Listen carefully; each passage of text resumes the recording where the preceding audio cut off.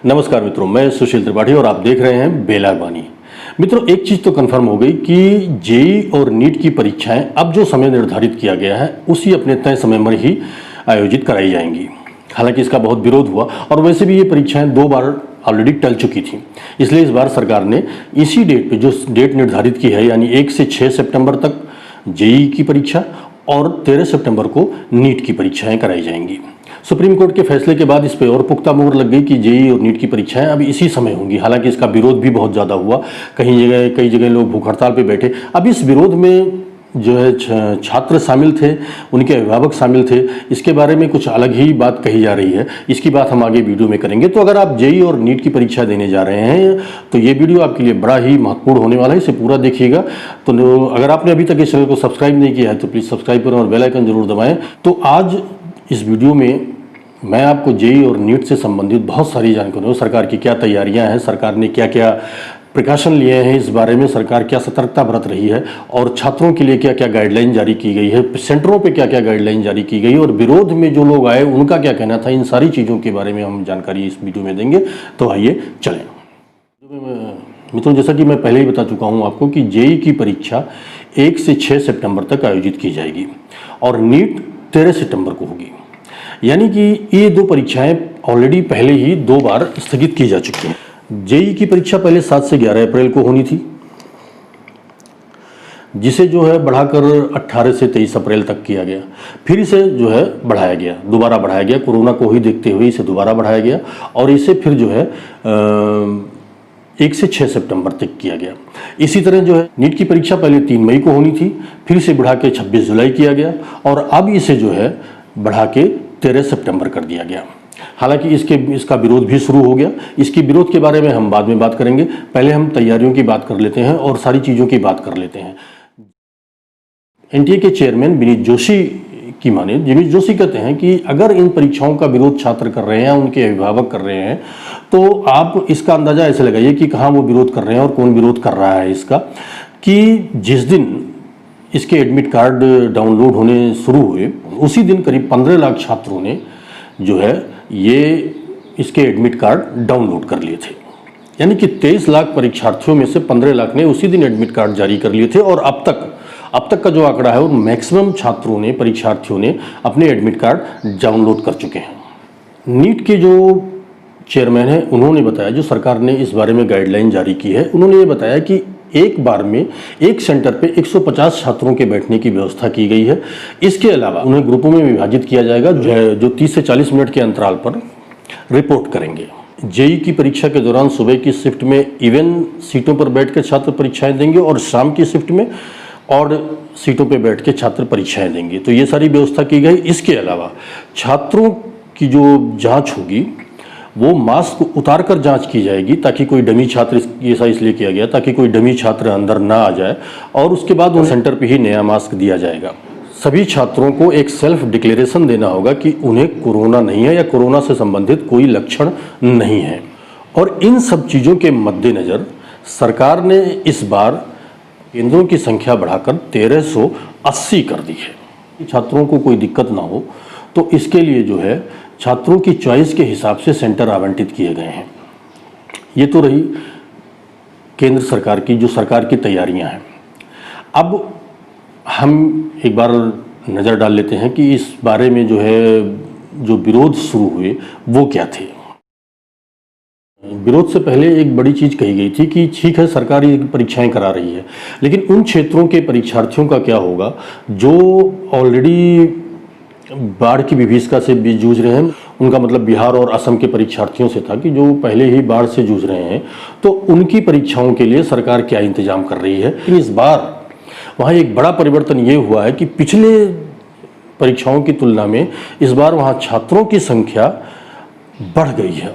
पिछली बार जब ये परीक्षा हुई थी तो 27 सेंटर बनाए गए थे और 53,060 छात्रों ने परीक्षाएं दी थी। लेकिन इस बार कुल जो है 43 सेंटर बनाए गए हैं और 61,583 छात्र इन परीक्षाओं में शामिल होंगे जेई की परीक्षा में। वैसे ही नीट की जो परीक्षा है वो 2019 में जब नीट की परीक्षा हुई थी तो 56,907 छात्र इसमें शामिल हुए थे और कुल 84 सेंटर बनाए गए थे। इस बार 78,960 छात्र परीक्षा देंगे और इसके लिए 192 सेंटर बनाए गए हैं। तो मतलब सरकार ने बहुत ही अच्छी व्यवस्था की है। इसके अलावा कुछ लोगों का तर्क था कि हो सकता है कि जो है आने जाने के लिए कुछ गड़बड़ हो, लेकिन आने जाने की भी व्यवस्था उस दिन सरकार कर रही है। बाकी और सभी चीज़ों के लिए मानक तय किए गए हैं। इसके अलावा ये भी व्यवस्था की गई है कि छात्रों को जहाँ वो परीक्षा देने जा रहे हैं वहाँ रुकने की बहुत ज़्यादा जहमत ना उठानी पड़े और वो अपने ही जो है उसी दिन परीक्षा दे के अपने घर लौट आए। तो ये सारी व्यवस्थाएं सरकार ने की हैं। अब इसके विरोध के पीछे जो विरोधी हैं वो क्या कहते हैं, जब सुप्रीम कोर्ट का आदेश आया उसके पहले से ही इन परीक्षाओं को लेके बहुत सारे राज्य और बहुत सारे और खासकर जो विपक्षी दल है वो इसके विरोध में उतर आए थे। महाराष्ट्र, पंजाब और राजस्थान जैसे 6 राज्य इसके विरोध में थे। ममता बनर्जी ने प्रधानमंत्री को पत्र लिखकर इन परीक्षाओं के मद्देनज़र सुप्रीम कोर्ट में रिव्यू पिटीशन दायर करने की मांग की थी। इसके अलावा गोवा में छात्र कांग्रेस संगठन से जुड़ा छात्र संगठन NSUI के 2 पदाधिकारी भूख हड़ताल पर बैठ गए। उन्होंने ये मांग की है, उनका ये कहना है कि जब तक ये परीक्षाएं टाली नहीं जाती हैं तब तक उनकी भूख हड़ताल जारी रहेगी। इसी तरह दिल्ली के उप मुख्यमंत्री मनीष सिसोदिया ने ट्वीट कर इन परीक्षाओं को रद्द करने की मांग की। उड़ीसा के मुख्यमंत्री नवीन पटनायक ने भी जो है केंद्रीय शिक्षा मंत्री को पत्र लिखकर इन परीक्षाओं को रद्द करने की मांग की। लेकिन एक चीज़ और आपको बता दें कि इन सब चीज़ों के बीच केंद्र सरकार ने बहुत सख्त लहजा, बहुत सख्त रुख अपनाते हुए राज्यों को सख्त ताकीद की है कि ये परीक्षाएं अपने समय में होंगी और राज्य इनको लेकर कोई भी कोताही न बरतें। और इसके अलावा जो केंद्रीय एजेंसियां हैं वहाँ उनको निर्देशित किया गया है कि वो इन पर नज़र रखें कि कहीं कोई सेंटर में या कहीं कोई जो है गड़बड़ी तो नहीं हो रही है या कहीं कोई जो है उसकी जो व्यवस्था है, उसकी जो तैयारियां हैं वो पूरी तरह मुकम्मल कर ली गई हैं अथवा नहीं, या कहीं कोई कमी तो नहीं रह गई है। वो अपनी रिपोर्ट केंद्र सरकार को देंगे। अब इन सब के बीच अब जो है जो नया सिनेरियो बन रहा है उसमें ये हुआ है कि नवीन पटनायक, उड़ीसा के मुख्यमंत्री नवीन पटनायक ने कहा कि जो उनके यहाँ 37,000 परीक्षार्थी परीक्षा देने आए हैं उन सब के लिए वो मुफ्त में आने जाने और रहने खाने की व्यवस्था करेंगे। इसके अलावा लॉकडाउन के दौरान श्रमिकों को उनके घरों को भिजवाने के लिए चर्चा में आए फिल्म एक्टर सोनू सूद ने भी इन परीक्षार्थियों की मदद के लिए कहा है। उन्होंने कहा है कि अगर परीक्षार्थी कहीं फंसे हैं तो उन्हें ट्वीट करके बता सकते हैं, वो उनको उनके घर तक पहुंचाने में मदद करेंगे। तो इसलिए अब जो है धीरे धीरे लोगों का विचार बदल गया है और जब लोगों को ये लग गया कि अब सुप्रीम कोर्ट भी इसमें सख्त है और सुप्रीम कोर्ट भी नहीं जो है मानने वाली है, इसकी परीक्षाओं के आदेश दे चुकी है और केंद्र सरकार भी इसको लेकर सख्त है, तो अब लोग धीरे धीरे मन बना रहे हैं कि ये परीक्षाएं अब होनी है तो कराई ली जाए। इसके अलावा केंद्र सरकार या सुप्रीम कोर्ट की भी दलील है कि ठीक है कोरोना तो चल रहा है, कोरोना से सभी लोग जूझ रहे हैं, अगर इसमें हम थोड़ा सा खुद प्रिकॉशन लेंगे तो हम इससे बचे रहेंगे। लेकिन इन सब चीज़ों को लेके कोई गतिविधि रोकी नहीं जा सकती है कि सारा जीवन रुक जाए या कोई परीक्षा टाली नहीं जा सकती है, जो कि ऑलरेडी 2 बार टल चुकी है।